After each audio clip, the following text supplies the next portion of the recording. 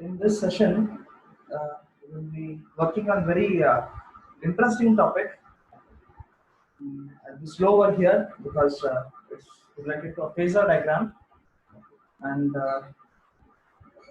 most probably this is one of the important topic from your examination perspective. It's worth going slow.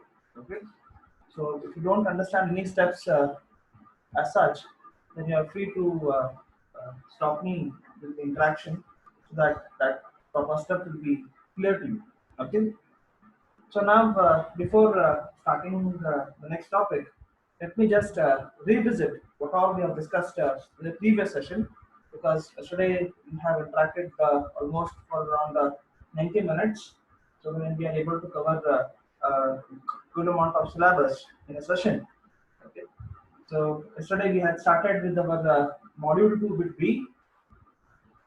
So we had started with our module 2 bit B, that is three-phase circuits. Three-phase circuits. So in case of the three-phase circuits, we have said that in case of three-phase circuits, we'll be having a three conducting system, each at an angle of 120 degree, uh, so that the whatever the voltage signal is being induced by the conductor, or the voltage signal which is being induced within the conductor, it will be having an angle of 120 degree amongst them, right? Then we have talked about advantages of three-phase system, wherein we were able to say that for the same capacity, a three-phase apparatus costs less than a single-phase apparatus, less than that of single-phase apparatus. Okay, and we were also able to discuss that the torque produced by the three-phase motors are uniform when compared to a single phase. And three-phase machines, when they are operated in parallel, they will not produce any harmonics as compared to the single-phase machines. And these three-phase machines or three-phase motors, they are self-starting than compared to a single phase. Then we have talked about how the three-phase voltages have been generated. So when we are able to say that, so we'll be having a north pole, a south pole, and three loops of conductor, a loop of conductor. So this is loop one, this is loop two, and this is loop three. So the angle between each loop is 120 degree. So assume that if this is your loop one, so this is one loop. So at an angle, so this becomes 90 degree. So below this becomes 120. So you are having the second loop. You are having a second loop somewhat like this. So this is your loop one, and this is loop two, and loop three will stand over here. Okay, so when these three loops, when they start rotating, so each conductor, it is able to cut the magnetic flux. Okay, and each magnetic flux will be cut by an angle of 120 degree.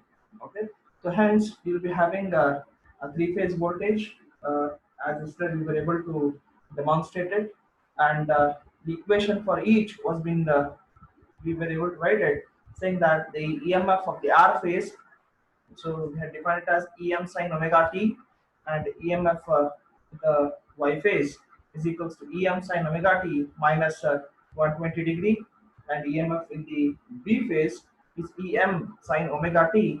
I can write it as minus 240 when I go along with the R phase, or plus 120 when I take it above R phase.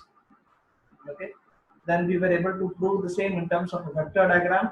So we have plotted a vector, and we were able to show how three-phase voltage can be represented in terms of a vector representation.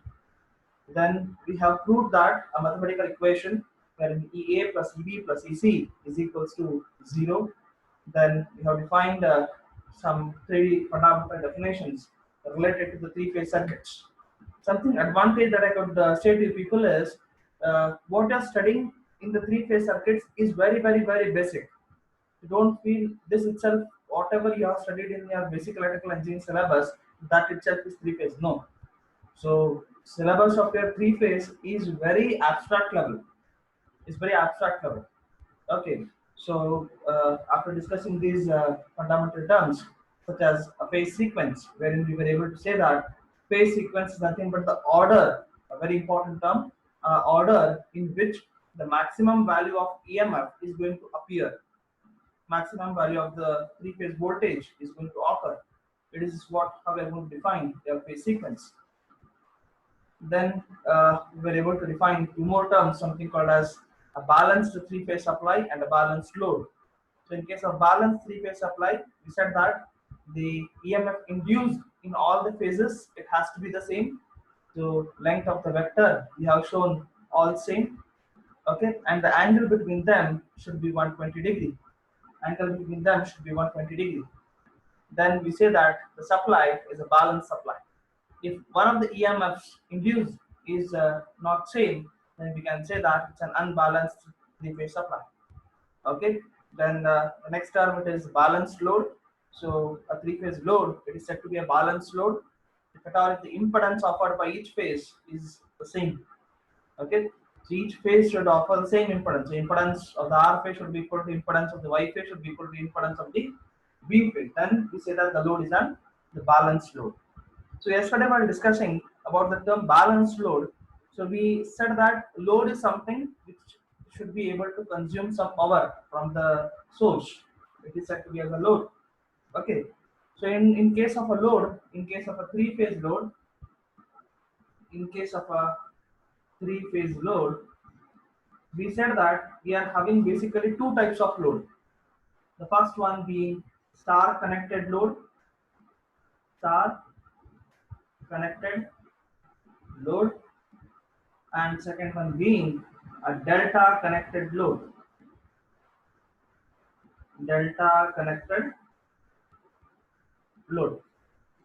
Okay, so star connected load and delta connected load. So in this session we will be speaking about this three phase loads, okay, specifically star connected load. Okay, so let us understand what is the star connected load, why it is called as a star connection or star connected load. Okay, so star connected load. Okay. Very interesting point. Okay, very interesting point. Because phasor diagram is a little bit tricky. So unless and until you are involved in the interaction, you will never understand how those angles are switching as such. Okay. So now we are going to discuss on the topic the star connected load. So the star connected load is also being denoted as Y like this. So this star load is also called as Y connected load. Y over here, we write it as WYE. So this is called Y. Y connected load. Y connected load. Or it's also called as star connection. It's also called as star connection. Okay. Now how is this star connection being made? Now, while representation, how do we represent this? So normally our load will be of the type inductive. So this is the one phase. Okay, then this is the second phase. Okay, then this is the third phase.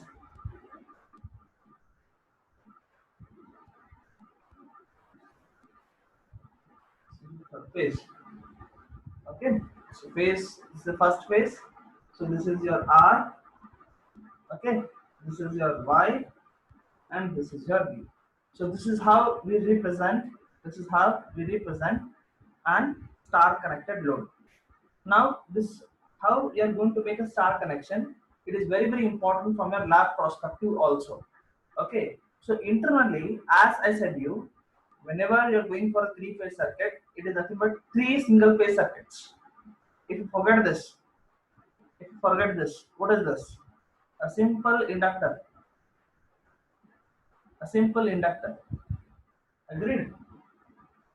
Yes or no? It's a simple single-phase circuit, right? Okay. Similarly, if I forget this part, what is this? Again a single phase circuit. If I forget this as well as this section, then sorry, what is this? Once again, this is a single phase circuit. Understanding? Is it clear to you? So it means it is three single phase circuits together working like a three phase circuit. Three single phase circuits working together as a three phase circuit. Okay. Now, very important thing, I suggest you people to note it down in your book, because this kind of interaction you do require in case of your lab perspective. Okay. So now let me say,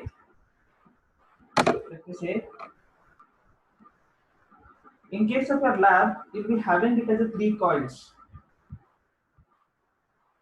So this is one coil, second coil, and third coil. Okay. So the same load can be used as a star load. Same load can be used as delta load. So he has given you just three coils. How do you make the connections? Depending upon that, you can define it as a star load or delta load. So depending upon how you make the interconnections between the terminals. Okay. So the first phase, it is being called as R dash. This is an R phase conductor. So you'll be getting R dash. So two terminals, they are represented like that. R dash, Y dash, B dash. Right? Now, over here, when I see my star connection, how it is represented? So this is my star connection, right? So when I represent the star connection like this, so even the same coils are being seen over here. So this is my R dash. Then this is my Y dash, B dash. So if you see this, what are able to observe? R dash, Y dash, B dash. They are being shorted together to form one point. So this point is called as a neutral point. The same thing happens in these coils. So if I want to make this coil, as a star connection, what I'm going to do? Short R dash to Y dash, B dash to Y dash over. Then this becomes your neutral point. Understanding? Then you can access this terminal as your R phase, Y phase, and B phase. So this is very very important for lab. Many students will get stuck in this connection. Okay, so I'm exclusively saying you make a note of this, how you are going to connect the coils as star.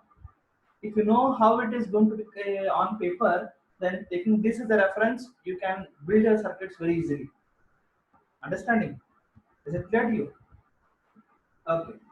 So now what we'll do is, so we'll develop the voltage current relation about what is going to happen in case of your star load. Voltage current relation about what is going to happen in case of a star load. Let me say we are going to work on voltage current. Okay, voltage and current relations in star connected load. Star connected load. Okay, fine. So now let me have uh, my R phase, Y phase, and B phase loads. Okay. So let me see over here. Let me take it as experiment. So we want to write some terms for that. So this is my R phase. Okay. Then next, this is my Y phase.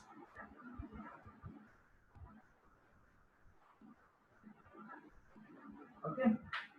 Then next, this is my B phase.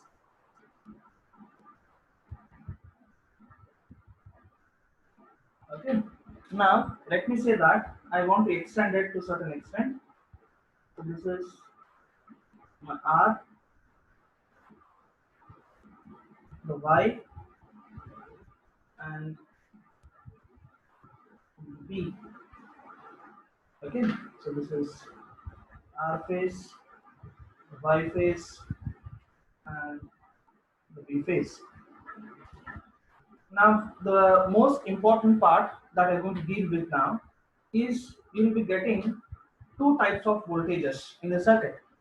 Since you're studying three phase for the first time, I'm a little bit slower here. So, in case of voltages in the three phase circuits, you'll be getting two types of voltage. One, it is called as a line voltage. One more, it is called as a phase voltage. One is called as a line voltage, one more is called as a phase voltage. So these are the two voltages which are seen only in three phase circuits. Which are seen only in three phase circuits. Okay, now let me say this point in my circuit, this is indicating my neutral point. It is indicating the neutral point, which is being represented by N. So this N is indicating a neutral point of the system.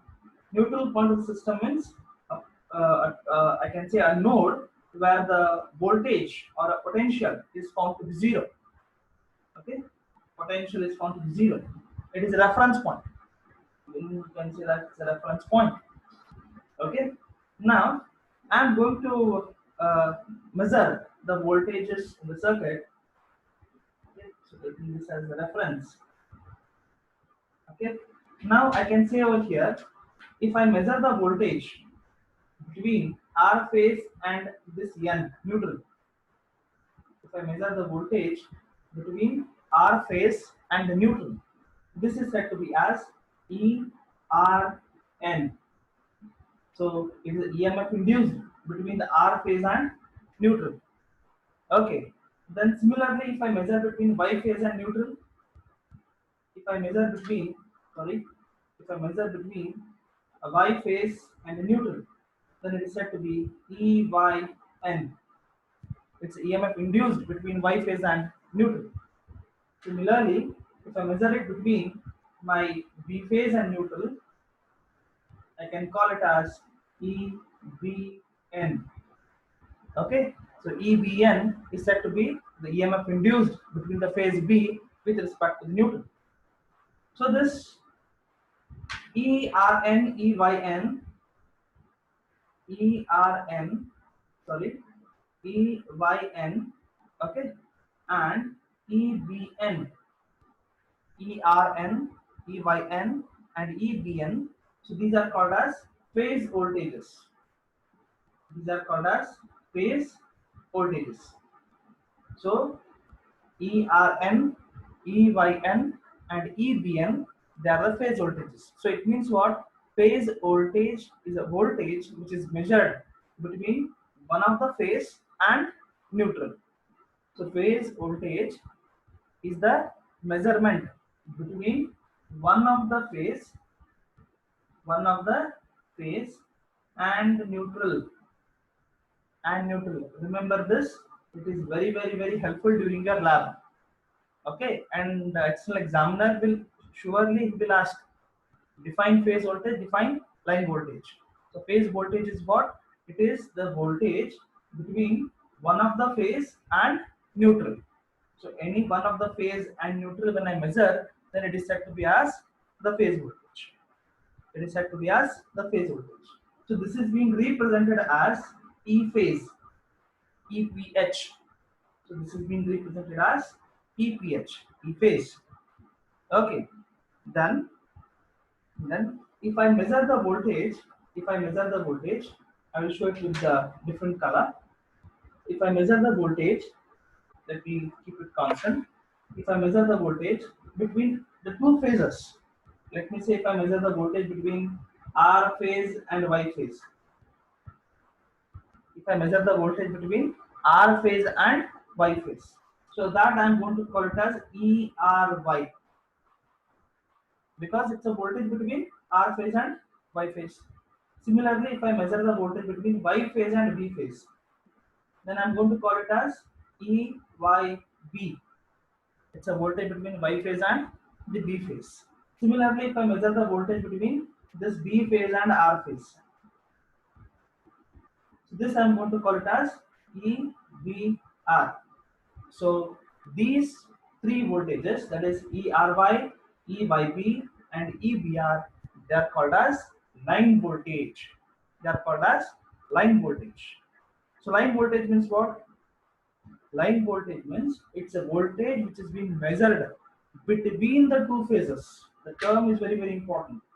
So line voltage is a voltage which is measured between the two phases. Between the two phases. So if I measure the voltage between the two phases, a B phase and a Y phase and a R phase and the B phase, this voltage is said to be as a line voltage. Is it clear to you? So I will ask you a question now. Okay, I want answer from your side. How we are going to define, and I want answer from everyone, not only one or two. How we are going to define line voltage? Please type the answer and answer in the group chat. Define line voltage. It's a voltage. It's a voltage. Yes. Further, what will write?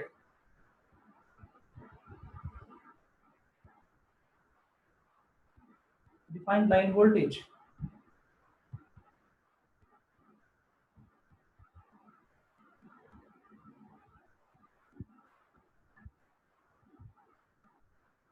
Voltage between two phases. Good. Very good, Vinay. Voltage which is measured between the two phases. Okay. I want answer from everyone.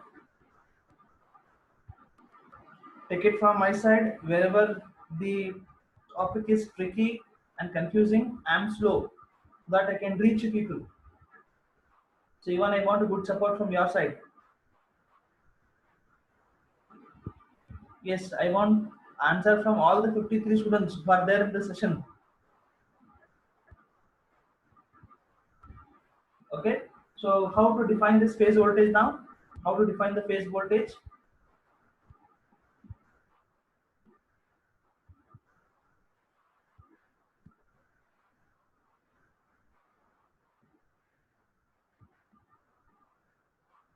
Phase voltage. How to define the phase voltage? It's the voltage which is measured between. It is the voltage which is being measured between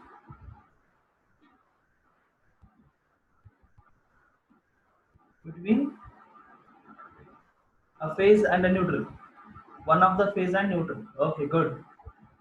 Very good. Okay, so it means now we are ready to understand the remaining topics. Very good. Because many students get confused what is phase voltage, what is line voltage. Okay, with that kind of a confusion state, it is very difficult to make students understand the remaining topics. Okay,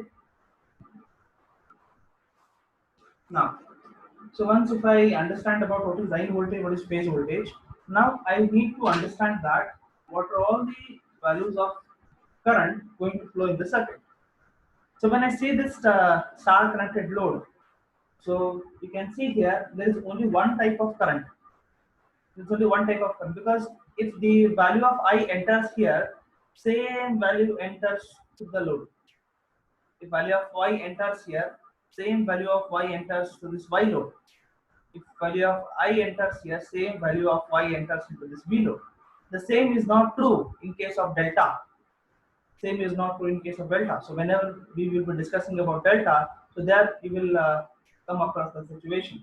But as of now, so this is my IR, okay, then this is my IY, and this is my IB. This is my IB.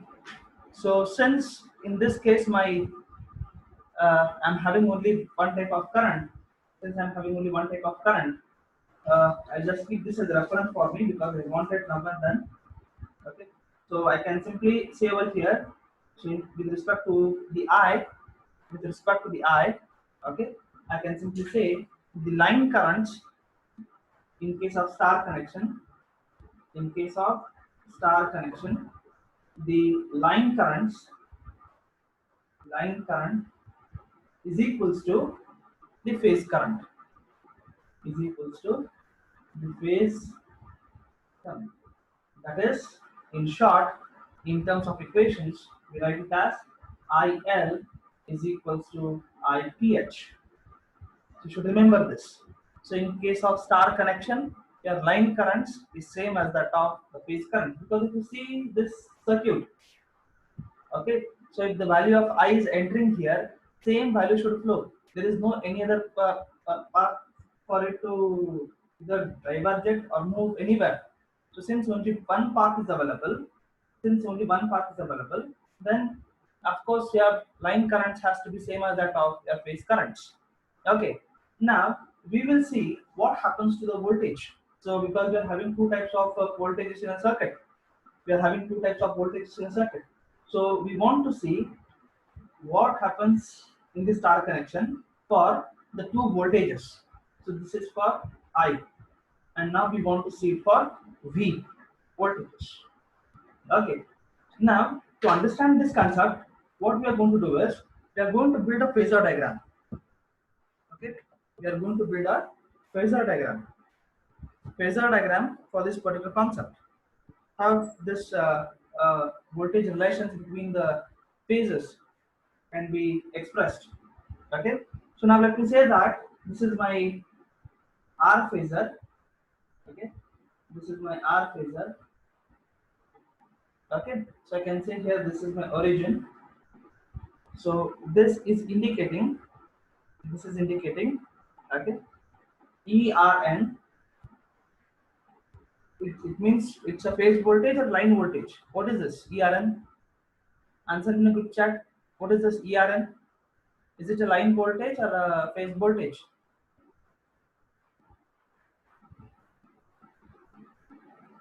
Okay, it's a phase voltage. Very good. It's a phase voltage. So this is my ERN. Okay. Then next, similarly, I have to show my EYN and EPN. So I will show my EYN over here. So this is my EYN. Okay, and I'll show my EBN over here. Okay, so it's a balanced kind of system. EBN. So I know that the angle between R phase and a Y phase is 120. Angle between R phase and B phase, this angle is also 120. Angle between B phase and Y phase, this angle is also 120 degree. Okay. Now, what is that I'm going to do is, now I want to implement one equation. What is that equation is? I want to know what is this line voltage ERY. I want to know this voltage ERY. This voltage I want to know. Okay, so this voltage I want to compute.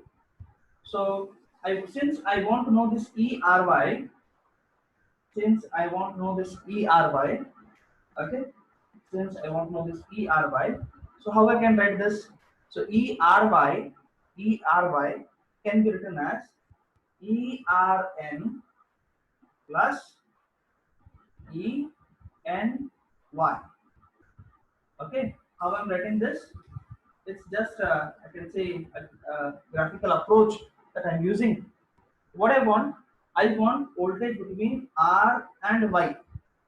This voltage I want. So I need to add what? ERN, okay, plus ENY. R to N, N to Y. These two voltages I need to add. ERN plus ENY. So when I add these two voltage, what is that I'll be getting? ERY. I'll be getting ERY. So over here, in terms of equation, when I write ERY is equals to ERN plus ENY. But when I want to take this quantity similar as that of this, then what I can do? So ERN, fundamentals of vectors. Okay. So when I'm going to shift this subscript, this becomes minus EYN. So this gives me my ERY. Okay, a very important equation. The same equation I'm going to implement in terms of my vector diagram. Okay, same thing I'm going to implement in terms of my vector diagram. So if you see my vector diagram, I am having my ERN. This is my ERN. I am having E by N. My E by N is here. But I will be getting my ER by a resultant vector when I add the two vectors ERN and, very important, minus E by N. So if this is E by N, what I should take now? I should take minus E by N. Understanding? So from the fundamentals of the vector algebra, I know that if this is my E by N, if this is my E by N, how I'm going to get minus E by N? A same vector has to be projected in an opposite direction. Okay. So what is that I'm going to do now? So I'll be taking this vector in the opposite direction. So I'm showing it dotted so that you can understand that this is appearing in something reality, but this is just an vector approach. Okay, so this I can show this as a minus E y n. Now what I should do? So I want resultant of these two vectors E r n and minus E y n. So I need to apply parallelogram law. So if this is my vector, I will take this over here. Okay, then this will be over here.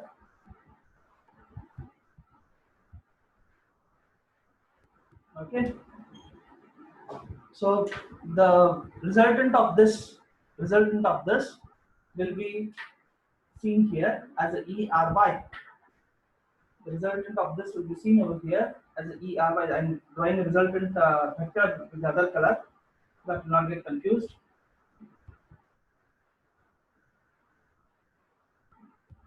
This will be your resultant vector. So this is your ERY. So how we are getting this? You are getting it with the help of this equation. ERN minus E by N gives you ERY.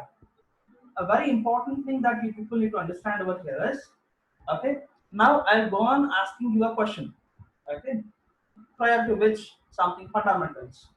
Now let me say that if this is your 0 degree, okay, and you're having one vector at 90 degrees. If you draw one line exactly moving through a center, what is this angle? I hope you're able to understand. This is your 0 degree. This is your 90 degree. You're drawing one line which is moving exactly through a center. What is this angle? 45. Have you done this? Whatever angle is there, divided by 2. Am I right? The same concept you are going to apply it over here. Okay. So you be involved in my interaction. Okay. I'll be slow. So this is your ERN. Okay. This is your EBN. What is this angle? Answer in a group chat. What is this angle between R phase and B phase? What is this angle? 120. Agreed. Now, what you have done, you have brought out your minus E by N, okay, as whatever your E by N was there, same vector you have projected in the opposite direction. So how is this vector standing? This vector is standing exactly center of your EB and EY. So what is this angle then? It is standing exactly in center between this EBN and ERN. Very good. This is 60 degree. Understanding? It means this angle is 60. This angle is also 60. I am least bothered about what is happening on this side. I am bothered about what is happening on this side. Okay. Now, next what you have done, you have taken ERN and you have taken minus E by N. Resultant of these two vectors was your ERY, right? You are having ERN and minus E by N. Resultant of these two vectors is a ERY. So this resultant is again passing through center of ERN and EYN. Then what is this angle? What is this angle? 30 degrees, right? Very good, very good, excellent. Okay, this is a very trickiest step in your phasor diagram. In your textbook, you will not get this explanation. So directly they'll write this angle is 30. How we are getting it 30, you will not understand it. But you have to understand that between this phasor, this center has come, so 60, 60. Then this reference vector is going to go again in center, and this is 30, 30. Understanding? Is it clear to you? If this concept is clear, remaining all whatever two concepts we're going to discuss, they'll be very simple to you people. Okay, not an issue. Very good. So now what I'm going to do is a last step for us. So from this point, let me say this is my origin O, this is my A, and this is my vector B. Okay, so I'm going to call this as A, that is ERN as A, this point as A, this point as B. From this point A, I'm going to draw one perpendicular line on OB, which divides OB into exact two halves, and I'll call that point as C. Okay, so from point A, what I've done, I have drawn one perpendicular to the point or to the line OB. From point A, I have drawn one perpendicular on the line OB, which divides the line OB into exact two halves. You can see here. OC is equals to CB. Okay, OC is equals to CB. Fine. So now what I'm going to do over here is I'm going to consider this right angle triangle. I'm going to consider this right angle triangle. OCB is a OCA is a right angle triangle. So this angle being 90 degree. Okay, OCA. So this is a right angle triangle. So I'm going to consider this right angle triangle for my further analysis. Okay, I'll share you once again the link